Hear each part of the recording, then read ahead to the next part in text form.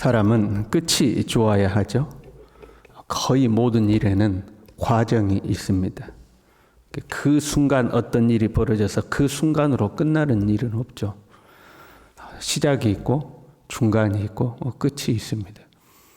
시작은 좋았으나 끝이 안 좋다면 그 시작이 의미가 없죠. 시작은 좋았는데 중간도 좋았는데 끝이 안 좋아. 그러면 안 좋은 거죠. 시작은 안 좋았고 중간도 안 좋았는데 끝이 좋아. 그럼 우리가 해피엔딩이라고 하는 거죠. 중간에 좀 고생하고 중간에 좀 힘든 일이 있어도 끝이 좋으면 모든 게 좋다 이렇게 하는 거죠. 우리의 인생도 끝이 좋아야 해요. 우리가 영화를 보거나 드라마를 보거나 삶에는 그 중간 과정이라는 게 있잖아요. 그 중간 과정은 이랬다 저랬다 엎치락 뒤치락 고생하고 죽을 고비를 넘기고 그러다가 그 마지막에 탁 좋으면 기분이 우리 모두가 좋아지는 거 아니에요? 마찬가지로 우리는 지금 인생의 중간을 살고 있는 거죠. 우리는 인생의 중간 과정을 살고 있어요. 어떤 사람은 이 중간 과정이 평안하게 지나가기도 하고 어떤 사람은 그야말로 오르락 내리락 천당과 지옥을 왔다 갔다 하기도 하고 우리의 인생의 과정이 그런 거죠. 그러나 그 끝에 도달하면 우리의 끝이 좋으면 되는 거죠. 사람의 인생의 끝이란 죽음을 의미합니다. 잘 죽어야 돼. 그 죽음으로 끝나는 것이 아니고 그 죽음은 우리의 인생의 끝은 영혼의 시작이죠. 영혼을 시작하기 때문에 우리의 끝이 좋아야 합니다. 우리는 마지막에 하나님의 영원한 나라에 도달해야 할 줄로 믿습니다. 그렇지 않으면 우리의 인생이 헛되잖아요. 아무리 이 땅에서 부귀 영화를 누리고 떵떵거리고 살았다 할지라도 죽어서 하나님의 나라에 가지 못한다면 그 인생이 헛될 뿐이죠. 이 땅에서의 인생은 찰나의 순간이고 죽음 이후의 세계는 영원한 세계인데 그 영원한 세계에 하나님의 나라에 가지 못한다면 이 찰나의 순간의 인생이 헛될 뿐입니다. 1절에요. 우리는 두려워할지니 두려워하래요. 뭘 두려워해야 하냐면 그의 안식에 들어갈 약속이 남아 있을지라도 너희 중에는 혹 이르지 못할 자가 있을까 함이라. 하나님의 안식에 들어갈 약속이 아직은 유효하고 우리에게 있지만 그러나 우리 중에 거기에 들어가지 못할 자가 있을까 염려하고 두려워하라는 겁니다. 여기서 안식이란요 문자적으로는 휴식, 안식처 그런 말입니다. 이 휴식, 안식처 그러면 오늘날 우리가 이해하기는 5일에서 6일 동안 열심히 일하고 하루 쉬는 것, 재충전하는 것 그것을 이제 안식으로 이해하기가 쉽죠. 물론 그것도 안식 중에 하나입니다. 그러한 안식이 우리에게 필요하죠. 그러나 안식은 왜 하나님이 안식하셨는가 그 이유가 더 중요합니다. 하나님이 6일 동안 천지를 창조하시고 피곤하니까 아이고 오늘 하루는 쉬자. 그래서 7일째 쉬신 게 아니죠. 하나님의 창조가 완성되었기 때문에 더 이상 할 일이 없잖아요. 그래서 안식한 겁니다. 그래서 안식이란 완성을 의미합니다. 광야 시대 성도에게 있어서 안식이란 가나안에 들어가는 거죠. 최종 목적지가 가나안이었기 때문에 가나안에 들어가야 출애굽이 완성되는 겁니다. 그래서 가나안 땅이 안식처가 되는 거죠. 그럼 우리에게 안식이란 영원한 하나님의 나라에 들어가는 것이 이제 안식의 완성입니다. 2절에요. 그들과 같이 여기서 그들은 광야교회 성도들을 말하는 거예요. 그들이 약속은 받았으나 안식에 이르지 못한 것처럼 그런 의미죠. 그들과 같이 그들이 출애굽하면서 가나안을 약속으로 받았으나 결국 가나안에 이르지 못한 것처럼 우리에게는 예수 그리스도의 복음의 약속이 있지만 하나님의 나라에 이르지 못하는 자가 있을까 두려워하라 하는 거죠. 우리에게는 예수 그리스도를 믿음으로 구원받아 하나님 나라에 간다는 이 약속이 우리에게는 있지만 광야 성도들이 출애굽은 했으나 가나안에 이르지 못한 것처럼 오늘 너희들도 영원한 하나님의 나라에 이르지 못할까 두려워하라 하는 거죠. 이스라엘 백성들은요 다 약속을 받고 출애굽한 거예요. 그렇잖아요. 가나안 땅을 약속으로 받고 출애굽했으나 가나안에 들어가지 못하고 광야에 다 쓰러져 죽은 거예요. 우리도 예수 그리스도를 믿음으로 죄와 사망의 권세에서 탈출은 했으나 이제 중간 과정이 있는 거 아니에요? 그 중간 과정을 제대로 넘기지 못하여 결국 하나님의 나라에 들어가지 못할 수도 있다 이 말이죠. 그래서 너희는 두렵고 떨림으로 너희 구원을 이루라 이렇게 말씀하시는 거예요. 너희 구원은 아직 완성되지 않았다는 거예요. 구원은 받았지만 완성된 것은 아니다. 그러니 두렵고 떨림으로 너희 구원을 이루라 하는 거죠. 4절에요. 제7일에 그의 모든 일을 쉬셨다.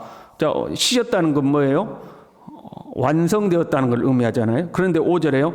또 다시 거기에 그들이 내 안식에 들어오지 못하리라 하셨으니 모든 것이 완성됐는데 그 다음에 안식에 들어와야 할 자들이 있음을 말하는 거죠. 또 거기에 그들이 내 안식에 들어오지 못하리라. 아직 그 안식에 들어오지 못한 자가 있었다는 거죠. 그래서 6절에도요. 거기에 들어갈 자들이 남아 있거니와. 왜요? 원래는 하나님의 창조가 완벽하게 이루어졌는데 아담과 하와의 범죄로 인하여서 하나님의 그 완벽한 창조가 깨진 거죠. 그래서 안식이 깨진 거예요. 완성이 깨져버린 거예요.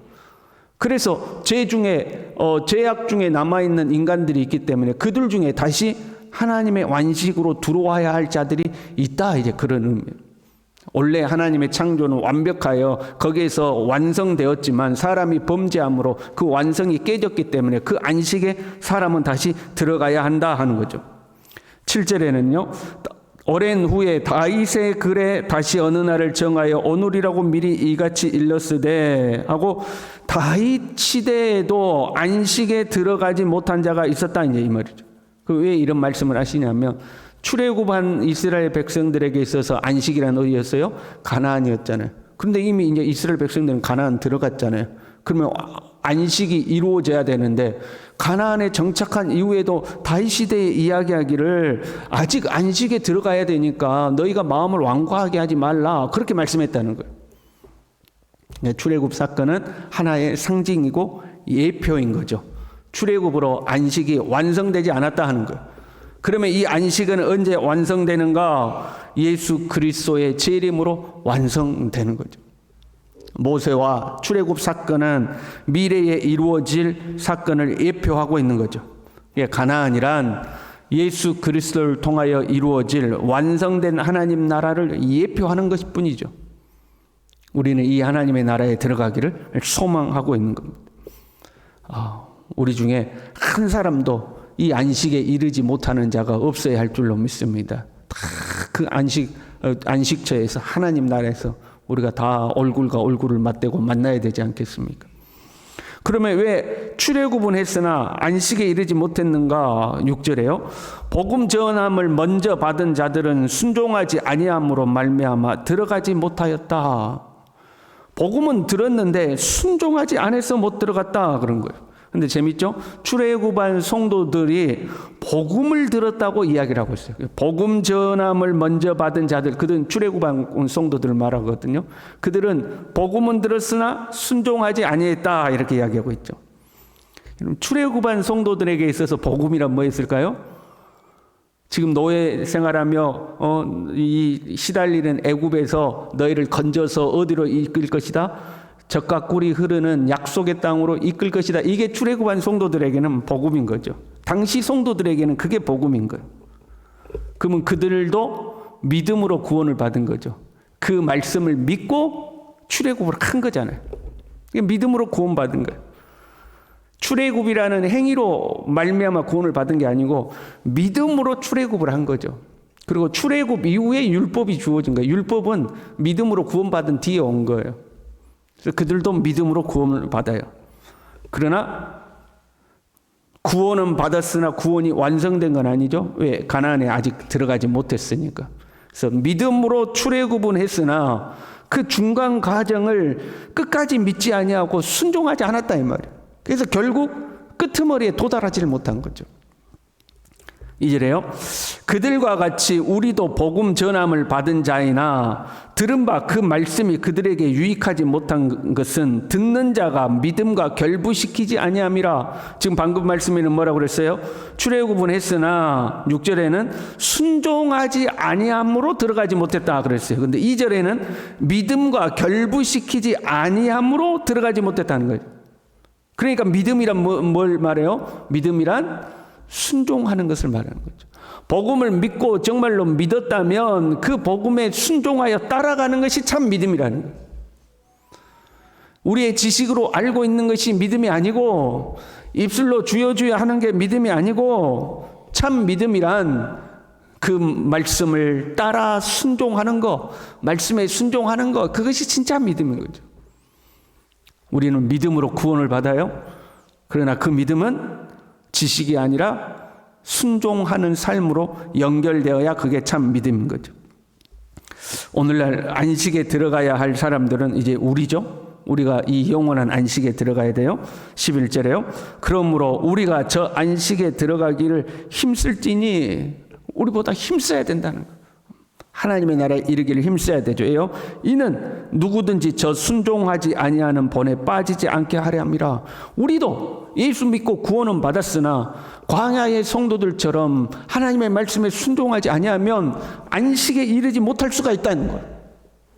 그러니까 두려워하는 마음으로 안식에 들어가기를 힘쓰라. 그 힘쓴다는 거 뭐예요? 하나님의 말씀을 믿고 순종의 삶을 살라 하는 거죠. 그래야 우리도 광야에서 쓰러지지 아니하고 영원한 하나님의 나라에 이르게 되는 거죠. 우리가 겉으로 보기에는 신앙생활을 잘 하는 것 같아도 사실은 모르는 거예요. 우리가 어떤 마음으로 주님을 섬기고 있고 어떤 마음으로 교회에 나오고 어떤 마음으로 지금 이 직분도 맡고 어떤 마음으로 이 경건의 삶도 하는지 사실은 모르는 거예요. 그렇잖아요. 사람마다 교회에 나오는 이유가 다 달라요. 정말로 주님을 믿고 주님께 순종하여 나오는 것인지 아니면 자기의 이익과 뭔가 자기에게 덕이 유익이 되는 것이 있으니까 또는 다른 동기와 목적으로 나오는 것인지 그는 모르는 거죠. 그래서 그 다음 말씀이 그렇게 되어 있어요. 하나님의 말씀은 살아있다. 좌우의 날선 어떤 것보다도 예리하다. 심령과 골수를 찔러 쪼갠다. 그리고 만물이 벌거벗은 것처럼 그 말씀 앞에 다 드러날 것이다. 네가 어떤 의미로 그런 말을 했고 어떤 동기로 그런 행동을 했고 네가 어떤 자세로 교회에 나왔고 하는 거 겉으로 보기에는 다 하나님을 사랑하고 믿음으로 했는 것 같으냐? 아니다는 거야. 하나님 앞에 서면 만물이 벌거벗은 것처럼 다 드러날 것이다. 그러니 두려운 마음으로 주님을 잘 섬겨야 된다.